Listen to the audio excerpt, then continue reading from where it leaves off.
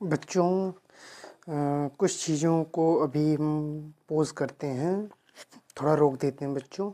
देखिए, मैंने बोला था आर्चीस्पोरियल सेल का हिंदी मतलब बताने के लिए, तो आर्चीस्पोरियल सेल को प्रपश कोशिकाएं बोलते हैं, ठीक है बच्चों। और प्राइमरी पेरिथियल सेल को प्राथमिक पार्श्विक कोशिकाएं बोलते हैं। और प्राथमिक प्राइमरी स्पोरोजेनिक सेल को प्राथमिक बीजाणु जनन कोशिका बोलते हैं। और हाइपोडर्मिस लेयर को उपचर्म परत बोलते हैं, ठीक है बच्चों।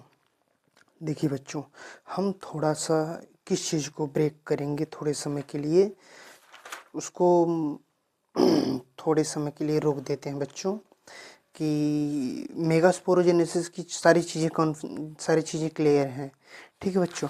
मेगास्पोरोजेनेसिस की सारी चीज़ें क्लियर हैं कि एक बार अर्धसूत्री विभाजन होता है चार हैप्लॉइड मेगास्पोर को बनाने के लिए, और 3 बार समसूत्री विभाजन होता है एक एम्ब्रियोसैक को बनाने के लिए, ठीक है। जो कि मेगा गैमेटोजेनेसिस में ज़रूरत पड़ेगी बच्चों। ये थोड़ा सा कन्फ्यूजन मुझे इसमें है, ठीक है। तो मैं पहले अच्छे से खुद देखूंगा तब आपको बताऊंगा, ऐसे बताना आप लोग के लिए ठीक नहीं होगा, ठीक है। आप लोग परेशान ना होइए, थोड़ा मुझे पढ़ना पड़ेगा, रिसर्च करनी पड़ेगी कि ये सही बता रहा हूँ मैं या नहीं, ठीक है। एनसीईआरटी की बुक को अच्छे से पढ़ने की ज़रूरत है मुझे, ठीक है। फिर से पढ़ूंगा तब मैं आपको बताऊंगा, ठीक है। तो बच्चों, यही सारी बातें हैं। देखिए बच्चों, अब ये सारी इसमें तो कोई मुझे कन्फ्यूजन नहीं है कि इसमें कोई कहीं भी गलती नहीं है कि मेगा स्पोरोजेनेसिस में एक अर्धसूत्री विभाजन की ज़रूरत होती है और 3 समसूत्री विभाजन की ज़रूरत है। ये 110% करेक्ट है बच्चों। मुझे इसमें थोड़ा सा कन्फ्यूजन है बच्चों, ठीक है। थोड़ा सा ये कन्फ्यूजन है बच्चों, जो आर्चीस्पोरियल सेल में समसूत्री विभाजन हो रहा है बच्चों, माइटोसिस हो रही है, उसको काउंट हम नहीं करते। उसे हम बच्चों वेजिटेटिव प्रिपरेटरी डिवीज़न के नाम से जानते हैं, ठीक है बच्चों। एनसीईआरटी में क्या किया है कि एनसीईआरटी बुक में पेज नंबर लेटेस्ट वर्जन में आप देखेंगे तो पेज नंबर 25 टू 26 पर आपको मिल जाएगा, एनसीईआरटी इंग्लिश वाली बुक में, या फिर एनसीईआरटी की चाहे जो बुक हो दोनों पर एक ही पेज पे मिलेगा, ठीक है। लाइन ऊपर नीचे हो सकती हैं बच्चों, कि वहाँ पे लिखा गया है कि मैंने जो आर्चीस्पोरियल सेल और ये बना दी हैं, ये इन चीज़ों की बात नहीं की है, उसने डायरेक्ट एमएमसी से स्टार्ट किया है, ठीक है। तो बच्चों, एमएमसी से स्टार्ट किया है तो वो वाला काउंट नहीं किया है उन्होंने। उसके हिसाब से उन्होंने क्या किया है बच्चों, उन्होंने ये कर दिया है डायरेक्टली, एक बार करा दिया है जनरेटिव सेल माइक्रोस्पोर में एक समसूत्री विभाजन करा के बना दिया है वेजिटेटिव सेल और जनरेटिव सेल, और दूसरा समसूत्री विभाजन करा देते हैं जनरेटिव सेल में, जिससे 2 स्पर्म सेल या फिर 2 मेल गैमिट बन जाते हैं, ठीक है। उन्होंने इसकी बात की ही नहीं कि आर्चीस्पोरियल सेल में होता है। तो मुझे पढ़ने की ज़रूरत है, तब मैं कंफर्म करके आपको बताऊंगा, तो आप परेशान मत होइए। तब तक के लिए मैंने बोला था आपसे, मैं ये आपका काम रिडक्शनल डिवीज़न और इक्वेशनल डिवीज़न या इक्वेटोरियल डिवीज़न क्या होता है इसको बताऊंगा ज़रूर। तो सुनिए बच्चों, जो आपकी माइक्रोस्पोरोजेनेसिस होती है यह पुंकेसर या फिर एंथर या परागकोश के अंदर संपन्न होती है बच्चों। माइक्रोस्पोर से पोलन ग्रेन और पोलन ग्रेन से मेल गैमेटोफाइट का निर्माण होता है बच्चों। तो इससे मेल गैमेटोफाइट का निर्माण आपसे का होगा। अब रिडक्शनल डिवीजन न्यूनकारी विभाजन कहते हैं इसे न्यूनकारी विभाजन क्यों कहते हैं, तो ये है बच्चों, ये ऐसा डिवीजन होता है जिसमें गुणसूत्रों की संख्या आधी हो जाती है। मतलब यह मियोसिस फर्स्ट में होता है, यह division reductional division meiosis first में होता है बच्चों। मियोसिस फर्स्ट मतलब अर्धसूत्री, यह जो होता है वो मियोसिस फर्स्ट में होता है, अर्धसूत्री विभाजन फर्स्ट में होता है। अगर किसी भी कोशिका में 46 गुणसूत्र हैं तो न्यून रिडक्शनल डिवीजन के पश्चात 23 गुणसूत्र रह जाते हैं, ठीक है। यह जो आपका होता है बच्चों, यह रिडक्शन डिवीजन जो है यह युग्मक गैमेट्स जैसे कि शुक्राणु और अंडाणु को बनाने के लिए ज़रूरी होता है। इसीलिए हम इसे रिडक्शनल डिवीजन कहते हैं, क्योंकि इसमें गुणसूत्रों की संख्या कम हो रही है या घट रही है। ठीक है, तो अब बच्चों इक्वेशनल डिवीजन की हम बात करेंगे। इक्वेशनल डिवीजन की बात करें तो यह ऐसा डिवीजन होता है जिसमें क्रोमोसोम की संख्या सेम रहती है, समान रहती है। ठीक है, यह जो होता है बच्चों, यह माइटोसिस मतलब समसूत्री जैसा होता है, और यह मतलब कि माइटोसिस और मियोसिस सेकेंड में होता है। ठीक है, इक्वेशनल डिवीजन माइटोसिस और मियोसिस सेकेंड में होता है। ठीक है बच्चों, तो एग्जाम्पल की हम बात करें तो अगर किसी कोशिका में 46 गुणसूत्र हैं बच्चों, तो डिवीज़न के बाद, इक्वेशनल डिवीजन के बाद नई कोशिकाओं में 46 क्रोमोसोम ही रह जाएंगे। ठीक है, बचेंगे। ठीक है, मतलब क्रोमोसोम की संख्या चेंज नहीं हो रही है, जो रहेंगे, जो पेरेंट में रहेंगे वही डॉटर में कन्वर्ट हो जा रहे हैं।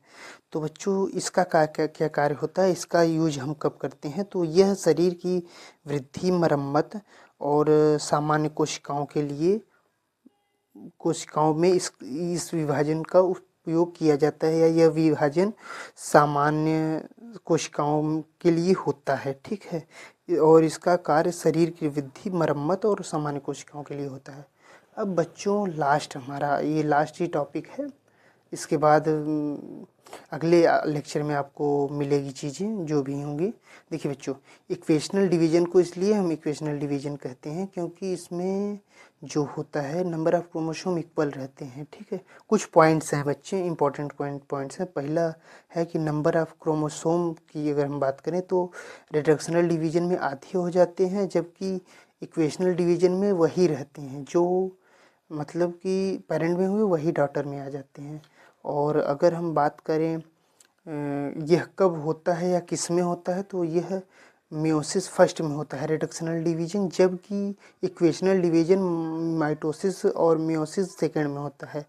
इसका क्या कार्य होता है, रिडक्शनल डिवीजन का क्या काम होता है बच्चों, तो गैमेट को बनाना रिडक्शनल डिवीजन का काम होता है, गैमेट्स या युग्मक का बनाना। गैमेट्स में मतलब एक स्पर्म, माइक्रोस्पोर, मेगास्पोर। और बच्चों इक्वेशनल डिवीजन का कार्य हम बताएं तो वृद्धि और मरम्मत होता है।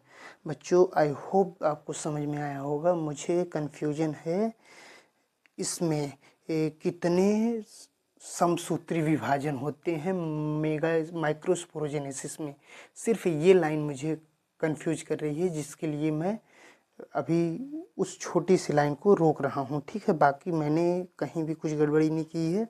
आप लोग इन चीज़ों को अपने कॉपी में नोट डाउन करिए।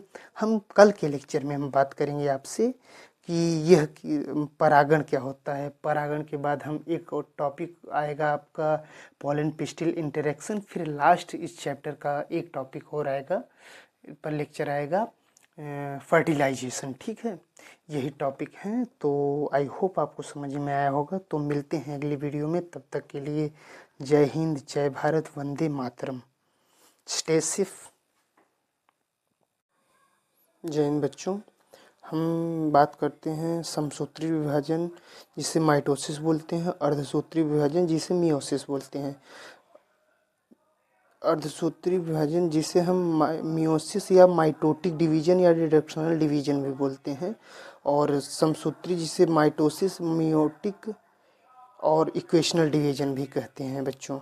देखिए बच्चों, हम समसूत्री विभाजन को माइटोसिस या मियोसिस सेकेंड के नाम से भी जानते हैं, क्योंकि इसमें गुणसूत्रों की संख्या मियोसिस सेकेंड में समान रहती है, इसलिए हम इसे समसूत्री विभाजन जैसा बोल देते हैं। इसमें क्या होता है, एक द्विगुणित कोशिकाओं से दो द्विगुणित कोशिकाएं बनती है। यहाँ पे गुणसूत्रों की संख्या समान होने के कारण इसे इक्वेशनल डिवीजन हम कहते हैं। अब बात आती है हमारी समसूत्री विभाजन के बारे में। समसूत्री विभाजन की बात, अर्धसूत्री विभाजन की हम बात करें तो इसे मियोसिस, मियोटिक और रिडक्शनल डिवीजन कहते हैं। रिडक्शनल का मतलब बच्चों संख्या में कमी होना, इक्वेशनल का मतलब होता है किसी भी संख्या का समान रहना। ठीक है, यह जो आपका अर्धसूत्री विभाजन होता है वह 2 चरणों में होता है, मियोसिस फर्स्ट और मियोसिस सेकंड।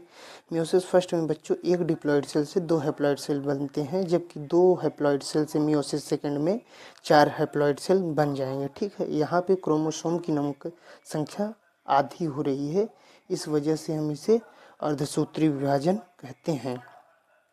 ठीक है, या फिर इसे मियोटिक डिवीजन कहते हैं। बच्चों, माइक्रोस्पोरोजेनेसिस में आपका 3 बार हो रहा है समसूत्री विभाजन, जिससे मेगास्पोरोजेनेसिस में 3 बार समसूत्री विभाजन के फलस्वरूप हमें 7 सेल्ड और 8 न्यूक्लिएटेड एम्ब्रियो सैक का निर्माण होता है। मतलब अगर पूछेगा आपसे तो बता दीजिएगा 3 समसूत्री विभाजन होते हैं और 1 बार अर्धसूत्री विभाजन होता है, जिससे हमें मेगास्पोर मदर सेल से 4 एमएमसी से 4 हैप्लॉइड मेगास्पोर का निर्माण होता है बच्चों, जिसमें एक फंक्शनल रहता है, बाकी सब डिजेनरेट हो जाते हैं। अब माइक्रोस्पोरोजेनेसिस पे मैंने कल कन्फ्यूजन था मुझे, तो मैं बता देता हूँ आपको। देखिए बच्चों, एनसीईआरटी मानती है कि आर्चिस्पोरियल की बात उसने की नहीं है, तो हम आर्चिस्पोरियल की बात नहीं करेंगे, क्योंकि यह आर्चिस्पोरियल सेल का फॉर्मेशन जो हो रहा है, मतलब कि आर्चिस्पोरियल सेल में जो समसूत्री विभाजन हो रहा है बच्चों, या मियोटिक डिवीजन हो रहा है, वह प्रिपेटरी फेज है, या स्पोरोजेनियस सेल को बनाने में इसका यूज हो रहा है, इसलिए इसे काउंट नहीं किया जाता। चूँकि एनसीईआरटी ने खुद नहीं मेंशन किया है आर्चिस्पोरियल सेल को, तो हम नहीं मानेंगे। हम सिर्फ इतना मानेंगे कि बच्चों एक माइक्रोस्पोरोजेनेसिस में 1 बार हो रहा है अर्धसूत्री विभाजन, जिससे 1 एमएमसी से 4 माइक्रोस्पोर बन रहे हैं, और मेगागैमेटोजेनेसिस में 2 बार समसूत्री विभाजन हो रहा है। पहला हो रहा है कि माइक्रोस्पोर में, जिससे हमें पहला हमारा समसूत्री विभाजन हो रहा है माइक्रोस्पोर में, जिससे हमें 2 वेजिटेटिव और एक वेजिटेटिव और एक जनरेटिव सेल मिलते हैं। ठीक है बच्चों, पहला समसूत्री विभाजन हमारा माइक्रोस्पोर में होता है, जिससे हमें एक जनरेटिव और एक वेजिटेटिव सेल मिलते हैं, और दूसरा समसूत्री विभाजन जनरेटिव सेल में होता है, जिससे 2 नर युग्मकों का निर्माण होता है।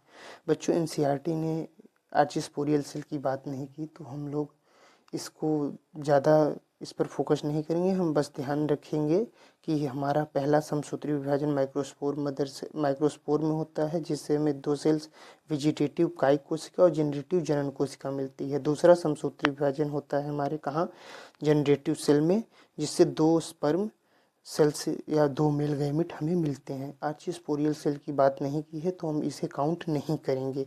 ठीक है बच्चों, जिसका प्रमाण आपको मिल जाएगा कि एनसीईआरटी की परिभाषा पेज नंबर 6 पे आपको मिल जाएगा, जिसने उसने लिखा है समसूत्री मतलब पॉलिन मदर सेल में, मतलब परागकण मात्र कोशिका में अर्धसूत्री विभाजन द्वारा 4 लघु बीजाणु चतुष्टक का निर्माण होता है। फिर पेज नंबर 7 या 8 पे उसने लिखा है कि परागकण मुक्त होने से पहले समसूत्री विभाजन द्वारा 2 कोशिकाओं में विभक्त होते हैं। ठीक है, तो मैं आपको स्क्रीनशॉट उसका लगा दूंगा, आप अपने हिसाब से देख लीजिएगा। ठीक है, तो बच्चों बस आज की वीडियो में इतना ही। अब इसके बाद आपका 2 और क्वेश्चन बचते हैं बच्चों, जिसका पहला है परागण। ठीक है, जो कि बड़ा सिंपल है, आपको ज़्यादा परेशानी नहीं होगी। ये बड़ी मतलब कॉम्प्लेक्स प्रोसेस थी थोड़ा सा। ठीक है, तो आपको थोड़ा सा मतलब बेसिक आइडिया भी देने की ज़रूरत थी कि रिडक्शनल डिवीजन क्या होता है, इक्वेशनल डिवीजन क्या होता है, समसूत्री क्या होता है, अर्धसूत्री क्या होता है। बहुत सारे बच्चों को ये सारी बातें में बहुत सारा मतलब कन्फ्यूजन होता है, प्रॉब्लम होती है उन लोगों को ये सारी चीज़ों को समझने में। तो आई होप आपको ये सारी चीज़ें समझ में आई होंगी। आप अपना ढेर सारा ख्याल रखिए और हंसते रहिए, खेलते रहिए और पढ़ते रहिए। चूँकि टाइम बहुत कम बचा है, तो अब थोड़ा खेलना कम कर दीजिए, घूमना बंद कर दीजिए थोड़ा। और देखिए, आज है 5 जनवरी 2026। आपका एग्ज़ाम बहुत पास आ गया है, और आप लोग अपना ढेर सारा ख्याल रखिए। तो मिलते हैं हम अगले वीडियो में, तब तक के लिए जय हिंद जय Bharat. I hope this help. Stay safe. जय हिंद जय भारत।